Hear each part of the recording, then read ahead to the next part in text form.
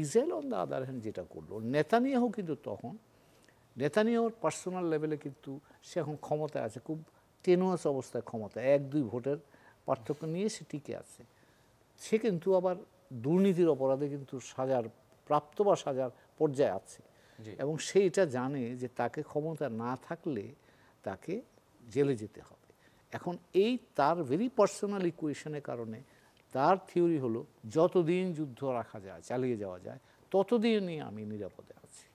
এখন এই ফিলসফির সেফ, এটা ইসরায়েলে আলোচনা হচ্ছে, ইসরায়েলে মানুষ পোস্টার টোস্টার ক্যারি করছে এগুলো নিয়ে। তো এই নেতানিয়াহুর পার্সোনাল কারণেই সে চেষ্টা করছে, এবং তার দুটো আছে, একটা হচ্ছে যে তাকে নিজেকে সেভ করা, অর্থাৎ তার পলিটিক্যাল লাইফকে রক্ষা করা, আরেকটা হচ্ছে প্যালেস্টাইনের ইস্যুকে উনি মুছে দিতে চান, সোজা কথা। তো কাজেই দেখবেন তারই ধারাবাহিকতা আপনি লক্ষ্য করবেন।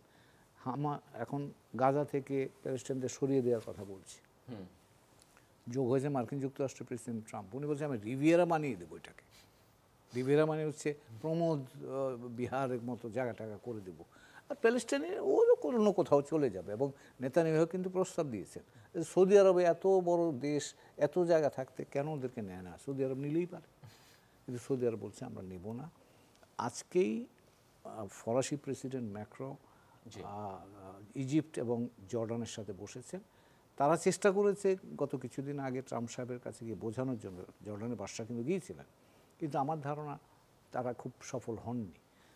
এখন তারা চেষ্টা করছে ইউরোপিয়ানদের ধরে এই যাতে করে এখান থেকে গাজা থেকে লোকগুলোকে এথনিক ক্লিনজিং যদি বলেন, যেটা বলা হয়, ওদেরকে সরিয়ে দেওয়ার যে প্রকল্প, এটা যাতে থামানো যায়। আমি নিশ্চিত নই এখন এটা কি হবে, কারণ একটা জায়গায় মানুষ থাকতে গেলে তো জীবনের উপকরণ লাগে। গাজায় তো কোনো উপকরণই নাই, এখন খাওয়া নাই, থাকার জায়গা হয়ে আসছে। এক্স্যাক্টলি ওই যে এখন তারা মিলিটারি অপারেশন করে করে আস্তে আস্তে জায়গাগুলো দখল করে নিচ্ছে।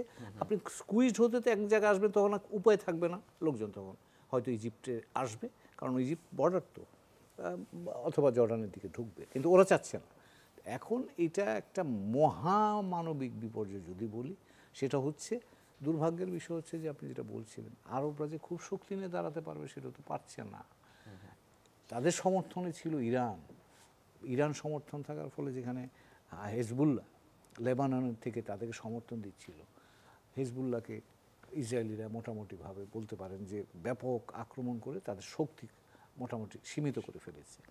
ইরান এমনকি ইরানের উপর আক্রমণ করেও কিন্তু ইরানকে, এবং আজকে ইরান নেতানিয়াহু যাচ্ছেন ওয়াশিংটনে, ইরানের ভয় হচ্ছে যে নেতানিয়াহু ওয়াশিংটনে গিয়ে ইরান আক্রমণের পরিকল্পনা করবেন কিনা বা চূড়ান্ত করবেন কিনা। সেই জন্য ইরান বলেছে কিন্তু আজকে যে 6টা দেশকে ইরান বলেছে, এই তোমরা যদি মার্কিন যুক্তরাষ্ট্রকে কোনো ধরনের সহায়তা করো ইরান আক্রমণে, তাহলে কিন্তু আমরা এটাকে তোমাদের মানে অ্যাক্ট অফ এনমিটি বলে মনে করব, আমরা তোমাকে মনে করো তোমরা যুদ্ধে আমাদের বিরুদ্ধে পক্ষ নিয়েছো। তো এইরকম একটা সাংঘাতিক রকমের বিস্ফোরণমুখ জায়গায় আমরা এখন আছি। এখন সেটা কোন দিকে যাবে এই মুহূর্তে বলা খুব মুশকিল। মানে যে